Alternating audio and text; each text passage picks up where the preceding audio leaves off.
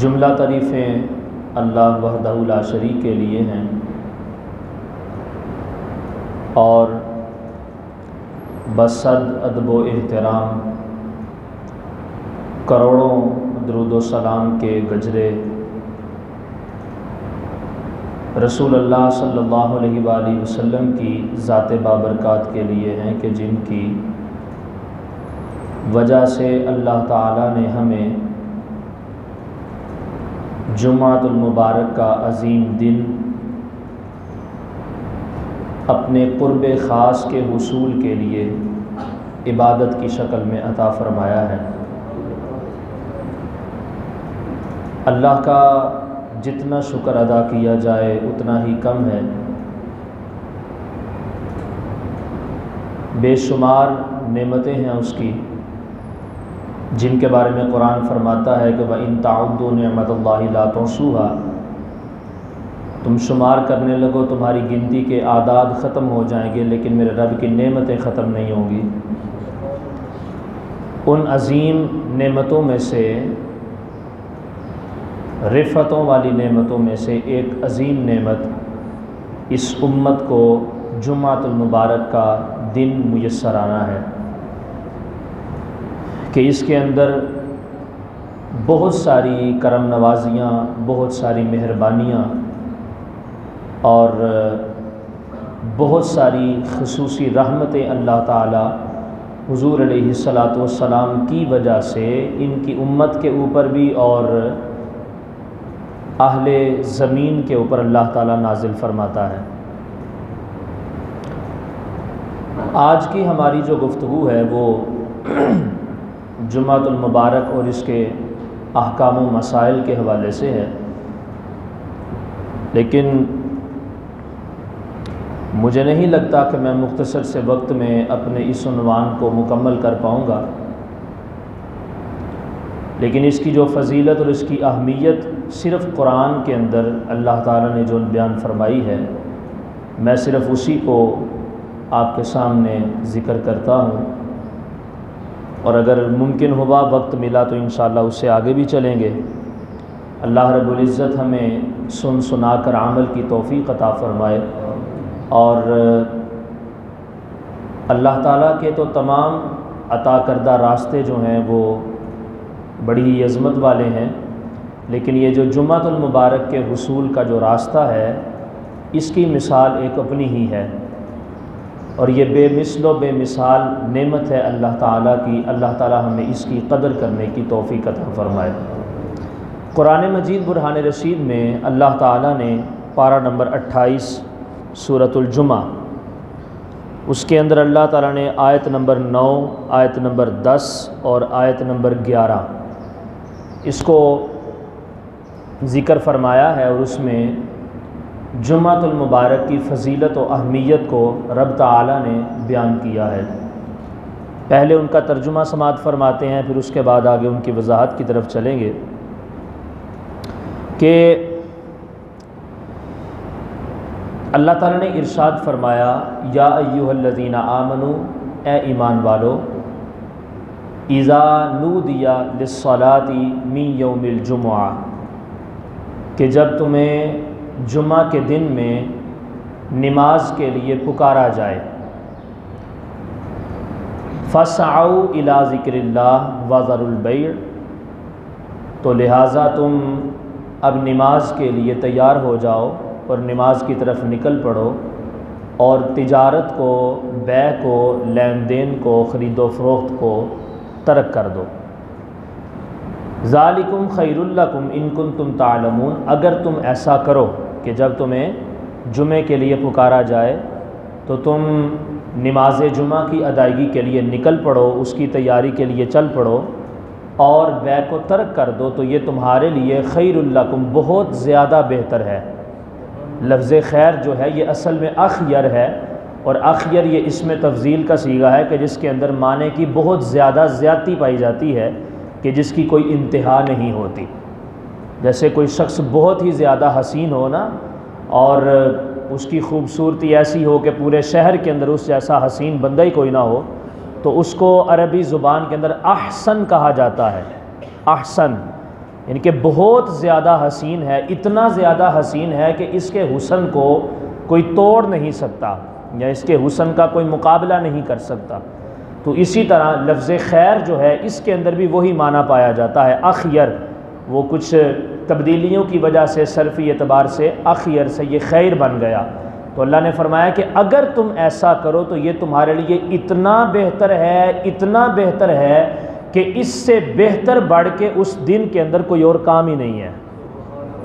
ذالکم خیر لکم ان کنتم تعلمون، اگر تم ایسا کرو، یہ عمل اگر تمہارے اندر پایا جائے کہ تم نے اذان کی آواز تمہیں آئی 12 بجے 12:30 بجے، جیسے ہی زوال کا وقت ختم ہوا تو نماز جمعہ کے لیے جب تمہیں پکارا گیا تو تم نے فوراً سے اپنی دکان کے شٹر کو بند کیا، دروازے کو لاک کیا اور تم مسجد کی طرف جو ہے وہ چل پڑے ہو، یا نماز کی تیاری کی طرف نکل پڑے ہو۔ گھر جا کے تم نے غسل کیا، تم نے لباس چینج کیا، خوشبو لگائی، سرما لگایا، سر کو تیل لگایا اور سر کے اوپر دستار یا ٹوپی سجائی، اور تم اللہ کا نام لینے کے لیے مسجد کی طرف آ رہے ہو، تو یہ جو اللہ کے ذکر کی ادائیگی کے لیے تو نے ایک سعی کی ہے چلنے والی، اور اپنے کاروبار کے دروازے کو جو بند کیا ہے، اللہ تعالیٰ فرماتا ہے یہ اس دن کے اندر کیے جانے والے تمام تر اعمال میں سے ایسا عمل ہے کہ اس کے برابر کا کوئی اور عمل نہیں ہے۔ اتنا بہتر ہے، یہ اتنا خیر والا کام ہے، اتنی بھلائی والا کام ہے، اتنا اچھا کام ہے، اتنا مطلب کہ تمہارے لیے اللہ تعالیٰ نے اس کے اندر جو ہے وہ ایک پوٹینشل اور ایک ایڈوانس قسم کا جو ہے اللہ نے تمہارے لیے اس کے اندر ایک اثر و رسوخ رکھ دیا ہے کہ تم نے جب یہ کر لیا کام تو اس کے علاوہ اس دن کے اندر جو ہے وہ سارے کام ایک طرف ہو جائیں، اور اللہ کے ذکر کے لیے تمہارا دکان کے دروازے کو بند کر کے رب کی بارگاہ میں جانا، یہ ایک عمل اگر تمہارا سارے اعمال کے مقابلے میں آ جائے تو اس دن کے باقی اعمال سے اس کا وزن زیادہ ہوتا ہے۔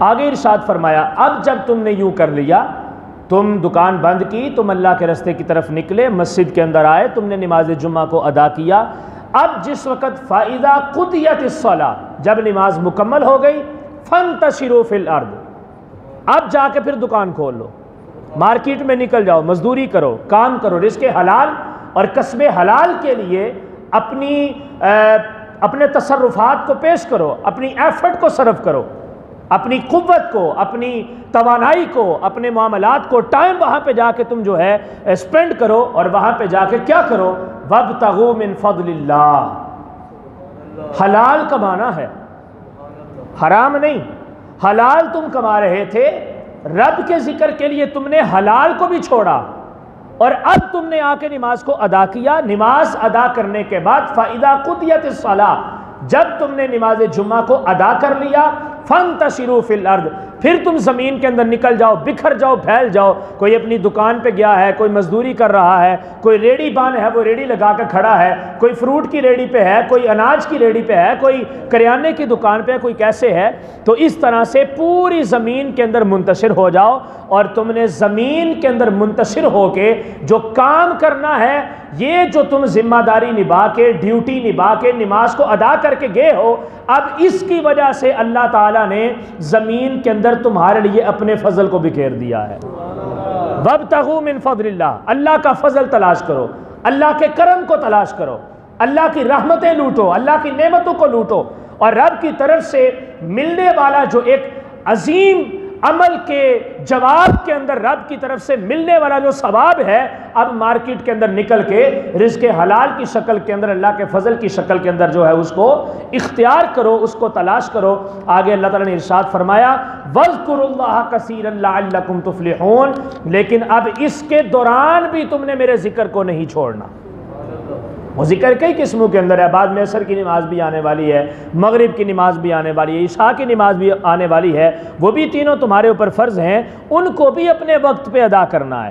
اور دوسری طرف ذکر کا ایک انداز یہ بھی ہے کہ جب بھی تم لین دین کرو، خرید و فروخت کرو، یا مزدوری اپنی لے رہے ہو، محنت اپنی لے رہے ہو، تو اس محنت کے اندر بھی حلال ہونا چاہیے، اس مزدوری کے اندر بھی حلال ہونا چاہیے، اور لین دین کے معاملات کے اندر بھی حلال ہی بیچو اور عوض کے اندر حلال ہی لو۔ یہ بھی اللہ رب العزت کے ذکر کی ایک قسم ہے۔ اگر ایسا کرو گے تو پھر تمہیں کیا ہوگا؟ اللہ تعالیٰ فرماتا ہے لعلکم تفلحون، یوں کرو گے تو اب میں تمہیں کامیابی عطا فرما دوں گا، کامیاب کر دوں گا۔ یہ ساری باتیں دیکھیے گا، میں جب اس کی ایکسپلینیشن آپ کے سامنے پیش کروں گا، وضاحت کروں گا، تو یہ دیکھیے گا کہ یہ باتیں کہاں کہاں پہ جا کے فٹ ہوتی ہیں، کہاں کہاں پہ یہ جناب نگینوں کی طرح جا کے جڑ جاتی ہیں ہمارے نظام زندگی کی تسبیح کے اندر، کہ ہم نے ان موتیوں کو جو ہے اپنے ہاتھوں سے تلاش کرنا یا حاصل کرنا اور اپنی زندگی کی تسبیح کے اندر ان کو پرونا تو دور کی بات ہے، ہم دن بدن ان موتیوں کو اپنے ہاتھوں سے کھوتے جا رہے ہیں، کھوتے جا رہے ہیں۔ فرمایا یہ کام سارے تم کرو، لیکن کس لیے؟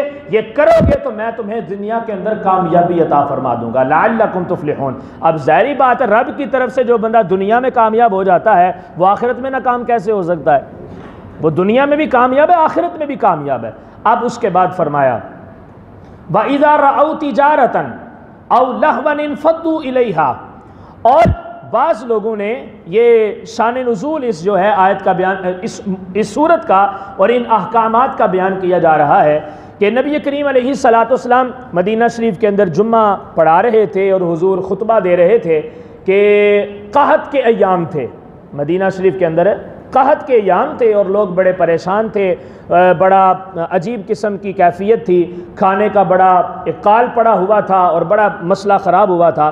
تو حضور علیہ السلام جو ہے وہ جمعے کا خطبہ ارشاد فرما رہے تھے، تو ایک بڑے خوبصورت صحابی جن کی شکل میں حضرت جبرائیل حضور کی خدمت میں پیش ہوتے رہے ہیں، حضرت داہیہ کلبی رضی اللہ تعالیٰ عنہ، یہ جو ہے وہ ملک شام گئے ہوئے تھے تجارت کرنے کے لیے، تو یہ وہاں سے کافی سارا سامان، بھی مسلمان نہیں ہوئے تھے، ابھی حالت کفر میں تھے، تو تب کی یہ بات ہے کہ وہاں سے جا کے تجارت کی، سامان وہاں سے لیا اور وہ لے کے نہ تو مدینہ شریف تشریف لے آئے، اور جمعہ ہو رہا تھا، حضور خطبہ ارشاد فرما رہے تھے، تو اس دوران انہوں نے آ کے تو مارکیٹ کے اندر ڈھول بجانا شروع کر دیا کہ لوگوں کو ندا کی اور لوگوں کو پیغام دیا کہ جی جو ہے وہ تجارت کا سامان میں لے کے آیا ہوں، لہٰذا اناج اور جو کچھ بھی تمہیں چاہیے وہ آ کے تم جو ہے وہ مجھ سے خرید لو۔ اب یہ ڈھول بجا رہے تھے اور لوگوں کو اکٹھا کر رہے تھے، یہاں تک کہ فرماتے ہیں کہ آقا کریم علیہ، چونکہ قحط تھا نا تو لوگوں نے کئی دنوں سے کھانا نہیں کھایا ہوا تھا، تو کیا ہوا کہ صحابہ کرام علیہم رضوان جو ہیں وہ جمعے کے خطبے سے اٹھ کے وہ حضور علیہ السلام کے واعظ کو جو ہے وہ چھوڑ کے تو وہ مال لینے کے لیے چلے گئے، صرف اس غرض سے کہ اگر ہم لیٹ ہو گئے تو کہیں جو ہے وہ ہم اس خیر سے محروم نہ ہو جائیں کہ وہ جو کھانے کا سامان ہمارے لیے آیا ہے اور وہ کہیں اور لوگ نہ خرید کے لے جائیں۔ تو حضور علیہ السلام کی خدمت میں جمعے کے اندر صرف 12 افراد باقی رہ گئے، صحابہ باقی سارے کے سارے اٹھ کے چلے رہے اور پیچھے 12 افراد رہ گئے۔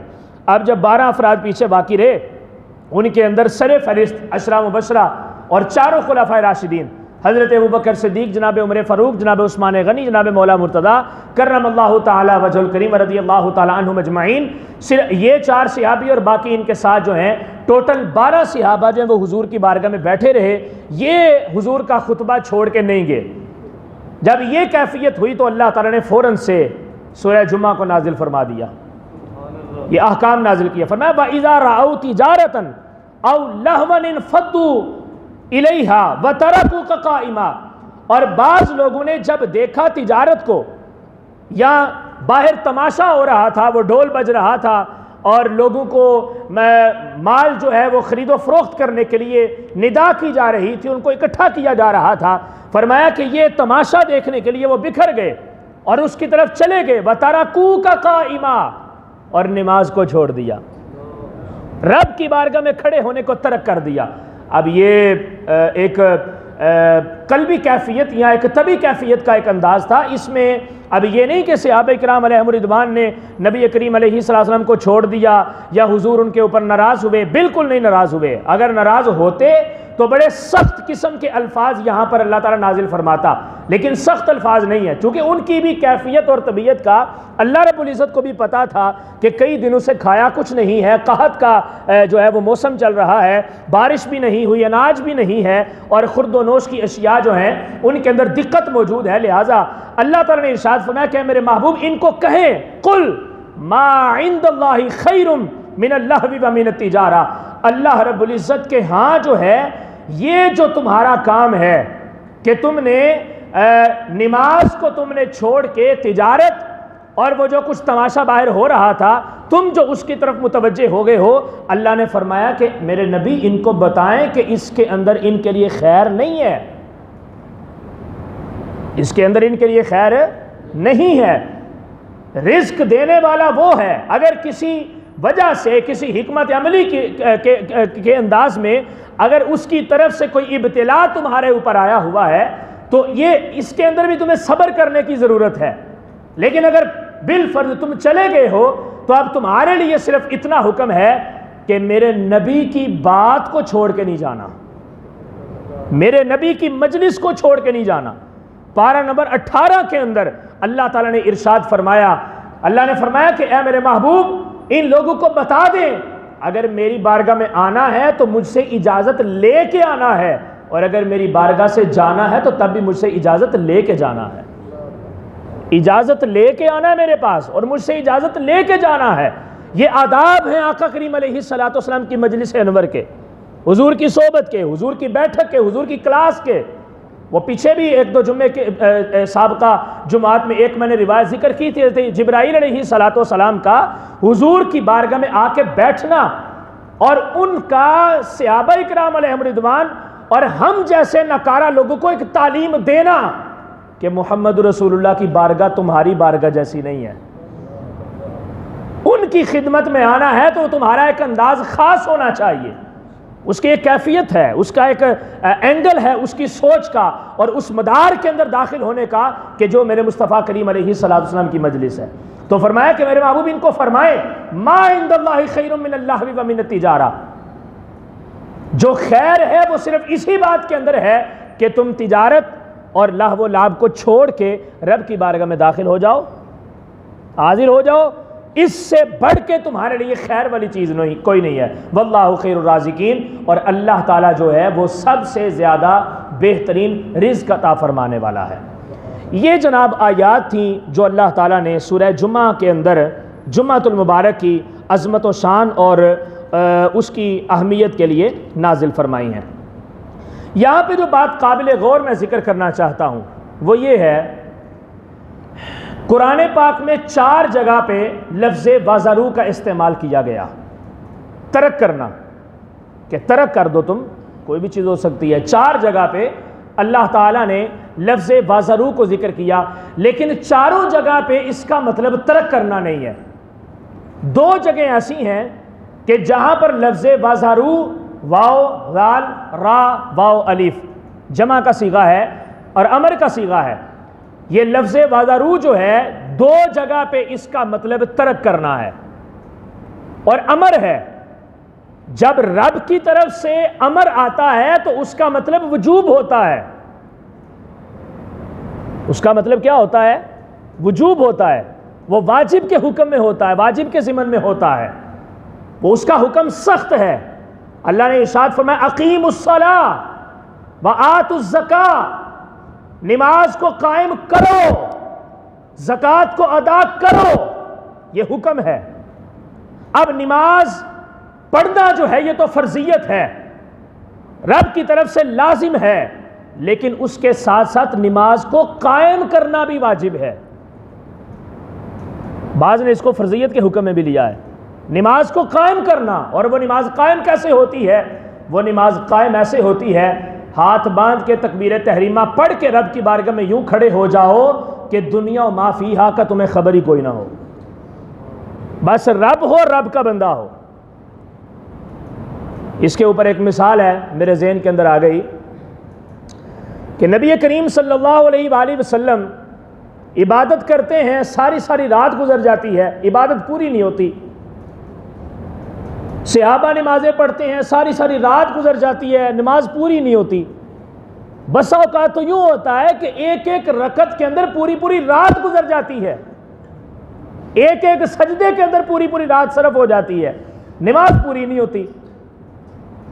وہ نفلی ہو، فرضی ہو، کوئی بھی ہے، رات کے وقت تو نماز فرضی ہے ہی کوئی نہیں عشاء کے بعد، لیکن یہ صلاۃ اللیل کی میں بات کر رہا ہوں جو وہ اضافی نمازیں فرائض اور واجبات کے علاوہ پڑھا کرتے تھے۔ ساری ساری رات رب کی بارگاہ میں کھڑے ہیں، راتیں ختم ہو جاتی ہیں لیکن ایک ایک رکعت ان کی پوری نہیں ہوتی۔ وجہ کیا ہے؟ ہمارے لیے تو ہمارے سامنے تو یہ ہے نا، نوافل ہیں تو ٹھیک ہے، دل کیا تو پڑھ لیا، دل کیا تو چھوڑ دیا، کوئی مسئلہ ہی نہیں ہے، اور حکم بھی ایسے ہی ہے، کوئی مسئلہ نہیں، ان کے بارے میں نہیں پوچھا جائے گا۔ اگر پڑھ لیں گے تو فرائض اور سنتوں کی ادائیگی کے اندر اگر کوئی کمی ہو چکی ہے تو رب تعالیٰ ان کی وجہ سے اس کمی کو پورا فرما دے گا، ایک اضافی عمل ہے۔ لیکن اگر نوافل نہیں پڑھے گے تو اس سے یہ نہیں ہوا کہ رب تعالیٰ کل قیامت کے دن جو کہا گیا ہے روز اول کے جاں گداز بود اولین کے پرسش نماز بود، اللہ تعالیٰ نہیں پوچھے گا کہ ظہر کے 2 نفل کیوں نہیں پڑھے تھے، یا مغرب کے 2 کیوں نہیں پڑھے تھے، عشاء کے 4 کیوں نہیں پڑھے تھے، رب تعالیٰ نہیں پوچھے گا۔ اگر پڑھ لو گے تو تمہارے لیے بہتر ہے، نہیں پڑھو گے تو کوئی بندہ یہ یقین سے تو کہہ نہیں سکتا کہ میں نے فرض سارے بالکل ٹھیک پڑھے ہیں۔ کسی کو یقین ہے؟ آج کل ویسے لوگوں کو یقین ہے کئی لوگوں کو یقین بھی ہوتا ہے جی ساڑی نماز ورگی تو نماز ہی کسی دی کوئی نہیں، فلانے دے پیر ڈنگے نے تو فلانا آتا یاد نہیں صحیح بندہ تے فلانا یہ کردا ہے فلانا وہ کردا ہے، ان کو اپنی نماز میں بڑا گھمنڈ ہوتا ہے۔ بہرحال بات کسی اور طرف نکل گئی۔ صحابہ کرام علیہم الرضوان یا نبی کریم صلی اللہ علیہ وسلم یا اور بھی کبار علماء کرام، بزرگان دین، صلحاء، متقین، شیوخ جو ہیں، وہ جب رب کی بارگاہ میں کھڑے ہوتے ہیں صلاۃ اللیل کے لیے، اضافی عبادت کے لیے، عبادت ان کی پوری نہیں ہوتی، ٹائم ختم ہو جاتا ہے۔ آج اگر ہماری تو پہلی تو بات ہے تہجد کے لیے آنکھ نہیں کھلتی، لیکن اگر کوئی 4 بندے 100 میں سے پڑھتے ہیں تہجد تو وہ بھی آخر وقت میں جب کوئی 10-15 منٹ رہ جاتے ہیں فجر کے وقت کے شروع ہونے میں تو تب وہ حاضری لگوا دیتے ہیں، اچھی چیز ہے، اس کا بھی بہترین ثواب ملے گا، بہترین ثواب ملے گا۔ اگر وہ کسی کو دکھانے کے لیے نہیں پڑھتے تو یا بتانے کے لیے نہیں پڑھتے تو بڑا بہترین ثواب ہے اس کا، لیکن 15 منٹ کے اندر ان کی نماز ہو جاتی ہے۔ صحابہ کی پوری رات میں نہیں ہوتی تھی، رسول اللہ صلی اللہ علیہ وسلم کی پوری رات میں نہیں ہوتی۔ اس کی کیا وجہ ہے؟ بڑی عجیب سی بات ہے۔ نماز وہ بھی وہی پڑھتے تھے، اس کے اندر بھی قیام فرض تھا، ہماری میں بھی قیام فرض، اس میں بھی قرات فرض، ہماری میں بھی قرات فرض، اس میں بھی رکوع سجود قادہ خیرہ خروج بسنی فرض ہے، ہمارے میں بھی وہی ہے، لیکن اس کے باوجود اتنا ڈیفرنس اور اتنا فرق کیسے ہے؟ اس کا ایک بڑی ایک پیاری سی جس کی لاجک جو میں آپ کے سامنے پیش کرتا ہوں کہ نماز جو ہے نا، یہ رب تعالی اور اس کے بندے کے درمیان وے آف کمیونیکیشن ہے، بات کرنے کا ایک راستہ ہے۔ بات کو سمجھ رہے ہیں؟ بات کرنے کا یہ ایک راستہ ہے۔ بندے نے جب رب سے بات کرنے کا دل کرے نا تو اس کو چاہیے کہ تکبیر تحریمہ پڑھ کے ہاتھوں کو باندھ کے رب کی بارگاہ میں کھڑا ہو جائے۔ قرآن میں اللہ نے سب کچھ بیان فرمایا، پڑھنا شروع کر دے، الحمد سے لے کر والناس تک جتنا پڑھا جاتا ہے پڑھے، قرآن پڑھے، رب کے ساتھ باتیں کرے۔ اللہ تعالیٰ بے شمار مسائل، میرا بذات خود اپنا جو ہے وہ تجربہ اور ایکسپیرینس ہے، اللہ تعالیٰ نماز کی حالت کے اندر بے شمار مسائل اور مشکلات کو دور فرما دیتا ہے، کئی بند راستے کھل جاتے ہیں۔ جو بندہ چاہتا ہے نا کہ میں رب سے مشورہ لوں، رب مجھے راستہ دکھائے، وہ رب کی بارگاہ میں کھڑا ہو، یہ وے آف کمیونیکیشن ہے، کنورسیشن ہے رب کے ساتھ ہو رہی بندے کی۔ تو یہاں پہ بڑی قابل غور بات ہے، جن 2 ذوات کے درمیان بات ہو رہی ہوتی ہے نا، وہاں پہ 3 چیزیں بڑی قابل غور ہوتی ہیں۔ ایک ہوتا ہے مخاطب، بات کرنے والا، ایک ہوتا ہے مخاطب جس کے ساتھ بات کی جا رہی ہے، اور تیسری چیز ہوتی ہے خطاب، جو گفتگو ہو رہی ہوتی ہے۔ اب اس میں اگر مخاطب کو، بات کرنے والے کو، جس کے ساتھ بات کی جا رہی ہے اس کے ساتھ پیار ہو نا، گھنٹوں بیٹھا رہے باتیں ختم نہیں ہوتی، وقت ختم ہو جاتا ہے۔ اب مخاطب بیٹھ کے سن رہا ہے، وہ اوں کرے آں کرے، جواب دے نہ دے، ناراض ہے، کچھ بھی ہے، خاموش ہے، وہ ایک بات کی بات ہے۔ مخاطب کو تو اس سے پیار ہے نا، مخاطب کا تو دل ہے کہ میں اس کو سناؤں، مخاطب کا تو دل ہے کہ میں اپنے دل کا بوجھ نکال کے باتیں اس کے ساتھ ہلکا کروں، میں اس کو سناؤں، چونکہ اس کے اوپر مجھے اعتماد ہے، ٹرسٹ ہے، میں بلیو کرتا ہوں کہ یہ میری بات کو سنے گا۔ یہاں پر بھی گھنٹوں گزر جاتے ہیں، باتیں ہوتی رہتی ہیں، باتیں ختم نہیں ہوتی، وقت ختم ہو جاتا ہے. ٹھیک ہے. نمبر 2، مخاطب جو بات کرنے والا ہے وہ معمولی سا بندہ ہے، لیکن جو بات ہو رہی ہے نا وہ بات بڑی قابل غور ہے. اس بات کے اندر جو ہے گرپ ہے، اس بات کے اندر بندے کو قائل کرنے کی ایک جو ہے وہ ایک کوالٹی موجود ہے. وہ ٹاپک ہی ایسا ہے، وہ گفتگو کا عنوان ہی ایسا ہے کہ جناب بات کرنے والا لفظ ٹوٹے ہیں پھوٹے ہیں کچھ بھی ہے، وہ بات کر رہا ہے لیکن خطاب ایسا ہے کہ جناب وہ قابل غور ہے اور لوگ اس کو پورے انہماک کے ساتھ سنتے ہیں. یہاں پر بھی گھنٹوں گزر جاتے ہیں، باتیں ختم نہیں ہوتی. تیسرے نمبر پہ کیا ہوتا ہے؟ مخاطب. یا تو پھر مخاطب خوبصورت نہیں ہے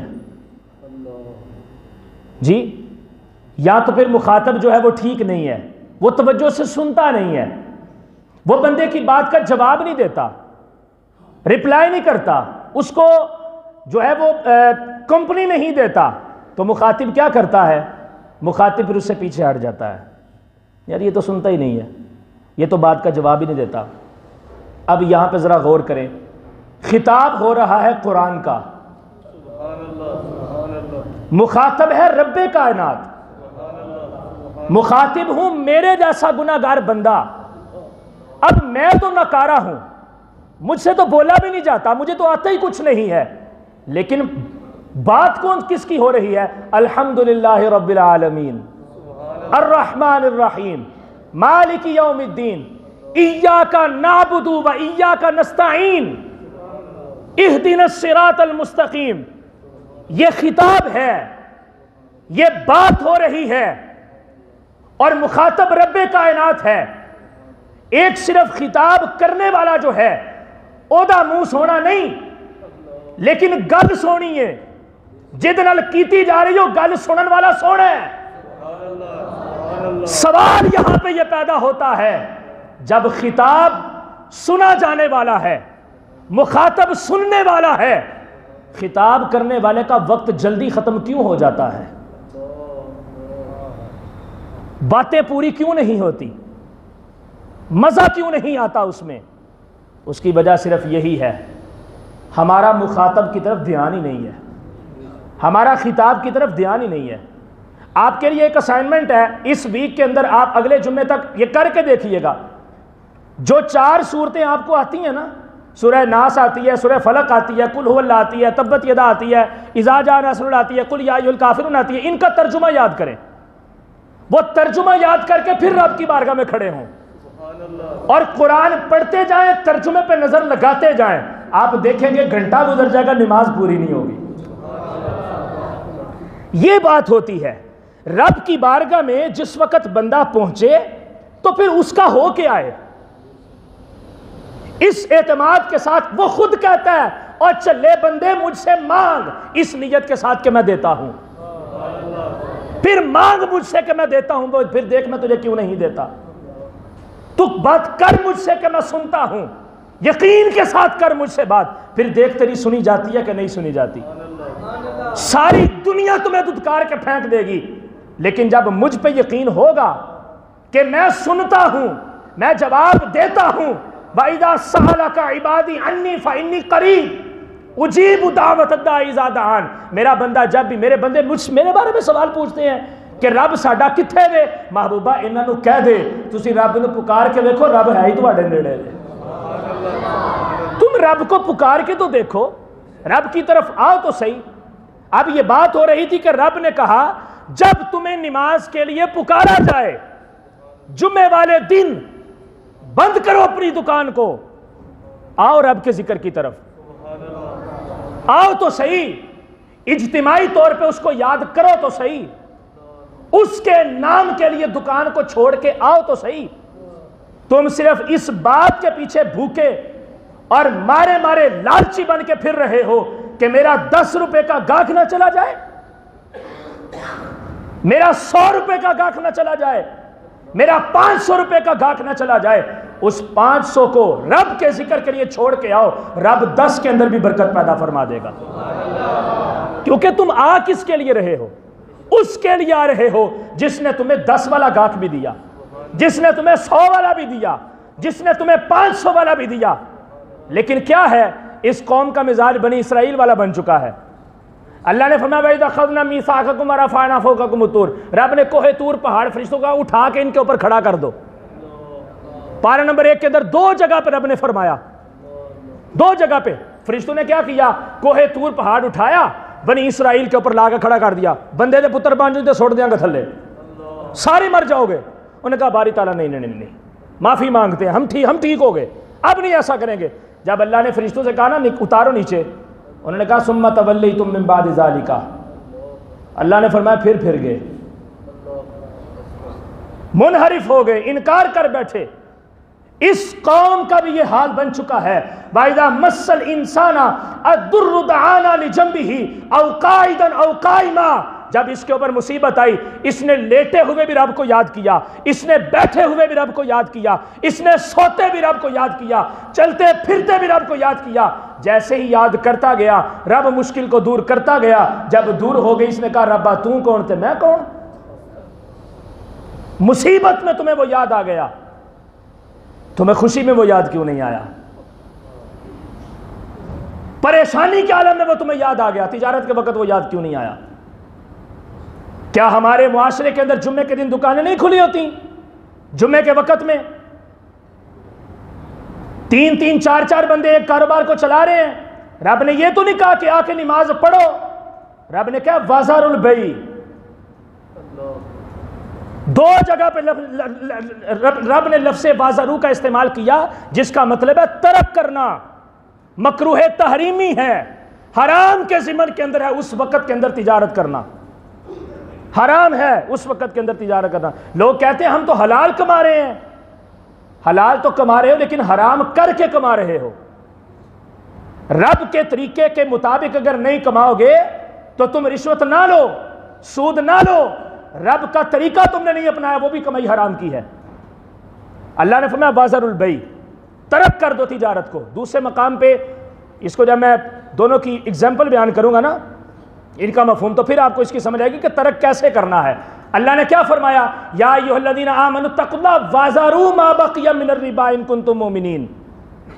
اے ایمان والو اللہ سے ڈرو، اور اگر تم ایمان والے ہو نا تو جو کچھ تمہارے پاس سود میں سے بچ گئے نا اس کو چھوڑ دو. جب تم نے نیت کر لی توبہ کی، سود کو چھوڑنے کی کر لی، اربوں روپیہ پڑا ہوا ہے بینک میں ہے سود کا، لیکن تم نے کہا کہ نہیں میں نے توبہ کی ہے، یہ اربوں روپیہ پانی کی طرح میں آگ لگا کے جلا دوں گا، اس کو ختم کر دوں گا، لیکن میں اس روپے سے فائدہ نہیں اٹھاؤں گا. کیوں؟ رب نے کہا وَذَرُوا مَا بَقِيَ مِنَ الرِّبَا، ترک کرو اس کو، حرام ہے یہ روپیہ تمہارے لیے. نہ تم خود اس سے فائدہ اٹھا سکتے ہو، نہ کسی غریب کو تم دے سکتے ہو، اور صدقہ کرنا تو ویسے ہی اللہ کے ساتھ کفر کرنا ہے. حرام روپیہ رب کی بارگاہ میں صدقے کی نیت سے خرچ کرنا، اللہ تعالیٰ گندی چیز کو پسند نہیں کرتا، وہ خوبصورت ہے، وہ جمیل ہے، وہ یحب الجمال، اور خوبصورتی کو ہی پسند کرتا ہے. اب کیا کیا اللہ نے فرمایا اچھا تسی نہیں سود لینا چھڑنا، نہیں چھڑنا تو پھر سنو فَإِن لَّمْ تَفْعَلُوا فَأْذَنُوا بِحَرْبٍ مِّنَ اللَّهِ وَرَسُولِهِ. اگر تم نے یہ ترک نہیں کرنا، اس کو حرام نہیں ماننا، اگر اس کو نہیں چھوڑنا تو پھر اللہ اور اللہ کے رسول کے ساتھ جنگ کرنے کے لیے تیار ہو جاؤ. یعنی کہ رب جنگ کے لیے تیار ہے، اب تم بھی تیار ہو جاؤ مقابلہ کرنے کے لیے. بچ سکتے ہو تو بچ کے دکھاؤ رب سے. وہاں پہ وزرو دیکھیں اور یہاں پہ بھی وزرو اسی مطلب کے اندر ہے.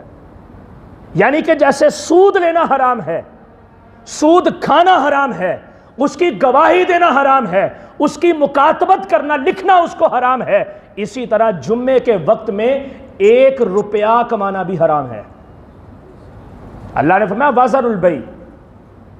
ایک دوسری اور بات، 4 بھائی جو ہیں وہ کاروبار چلا رہے ہیں. میری مسجد میں جمعے کا ٹائم ہو رہا ہے، منڈی والی مسجد میں ہو رہا ہے، اڈے والی مسجد میں ہو رہا ہے. وہ کیا کرتے ہیں، ایک بھائی کہتا ہے چل یار تو ادھر جمعہ پڑھا، تو آ کے دکان میں بیٹھنا، میں پھر فلاں جگہ پہ پڑھاؤں گا، میں آ کے بیٹھوں گا، تیسرا پھر فلاں جگہ پہ پڑھائے گا.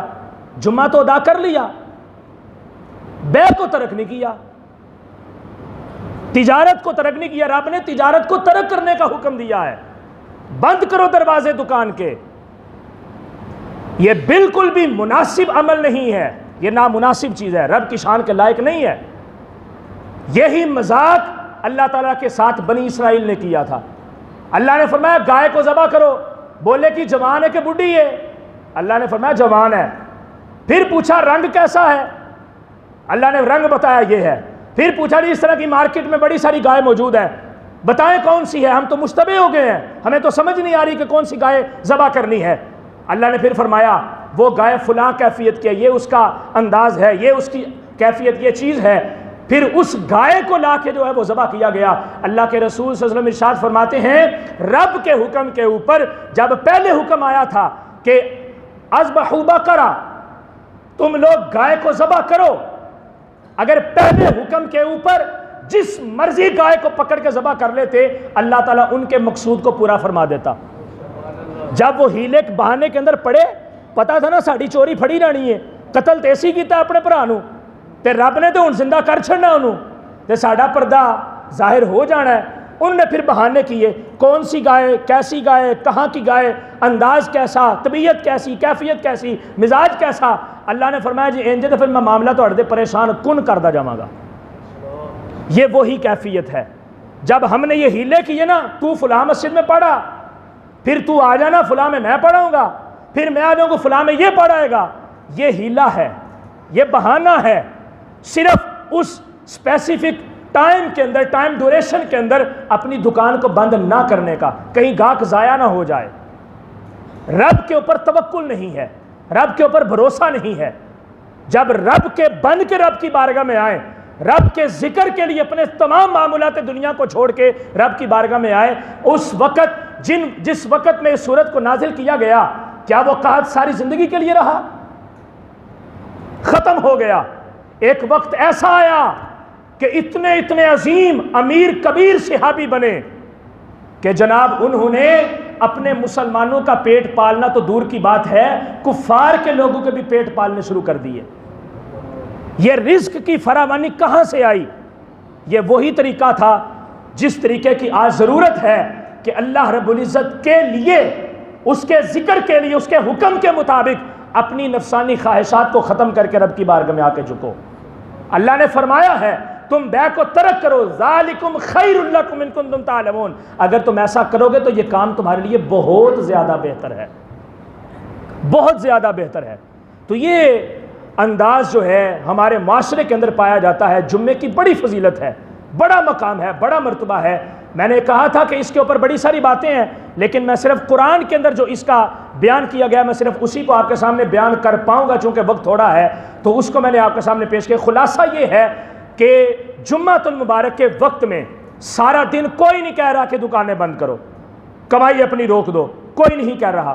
صرف میرے خیال سے آدھا یا پونا گھنٹہ یا بڑی بات ہے 1 گھنٹے کا صرف ٹائم ہے۔ جیسے ہی اذان ہو، اذان سننے کے بعد پہلی جو اذان ہے، یہ سارے فقہاء کا اس بات کے اوپر متفقہ فیصلہ ہے کہ زوال کے وقت کے بعد جو اذان کی جمعے کی اذان کی آواز آتی ہے، اسی وقت تم نے اپنی تجارت کے دروازے کو بند کرنا ہے، کیونکہ یہ جو چیز ہے اگر میں 10 منٹ تک جاؤں گا، چلو میں 10 منٹ تک چلا جاتا ہوں، مزید 10 منٹ تک چلا جاتا ہوں، پھر وہ کہتا ہے خیر ہے یار میں ظہر دی نماز ہی پڑھ لاں گا، جمعے تے 2 فرض کی پڑھنے نے، میں ظہر دی نماز ہی پڑھ لاں گا۔ پھر وہ یہ ہو جاتا ہے، انسان کے ساتھ شیطان رہتا ہے، یہ اس کو کھینچتا رہتا ہے، اس سے ہم نے بچنا ہے۔ تو صرف تھوڑے سے وقت کے لیے 24 گھنٹوں میں صرف 1 گھنٹہ ہے یا 2 گھنٹے ہیں، اس وقت میں تم نے صرف اپنی دکان کے دروازے کو بند کرنا ہے اور اذان سن کے تیاری کرنی ہے اللہ رب العزت کی گھر کی طرف آنے کی، اور جمعہ کی نماز کو باجماعت ادا کرنا ہے۔ اب جب تم نے ادا کر لیا، اللہ نے فرمایا فَإِذَا قُضِيَتِ الصَّلَاةُ، اب تم نے نماز کو مکمل کر لیا ہے، فَانْتَشِرُوا فِي الْأَرْضِ وَابْتَغُوا مِنْ فَضْلِ اللَّهِ، اب پھر زمین کے اندر بکھر جاؤ اور میرے فضل کو تلاش کرنا شروع کر دو۔ اس کے اندر ہی تمہارے لیے بھلائی ہے اور اس کے اندر ہی تمہارے لیے خیر ہے۔ اس لیے جو اسلام کے اندر باتیں ہیں ان کو اپنے ذاتی مفادات کی نگاہ سے دیکھنا ختم کریں گے تو پھر ان کی حقیقت ہمارے سامنے آئے گی۔ جب ان کی حقیقت کو ہم نے پہچان لیا اور اس کے اوپر عمل پیرا ہونے کی کوشش کی تو انشاءاللہ دیکھیے گا یہ جتنی بھی معیشت کی تنگی، مہنگائی، پریشانیاں، دکھ، تکلیفیں، وبائیں، مصیبتیں اور جتنے بھی یہ معاملات، حادثات ہمارے پر مسلط ہیں، ایک ایک کر کے اللہ تعالیٰ ان کو ہم سے دور فرماتا جائے گا۔ وہی اس چیز کو لے کے آنے والا ہے اور وہی اس چیز کو دور کرنے والا ہے۔ جب تک ہم اس سے خیر طلب نہیں کریں گے تب تک خیر ہماری طرف متوجہ نہیں ہوگی۔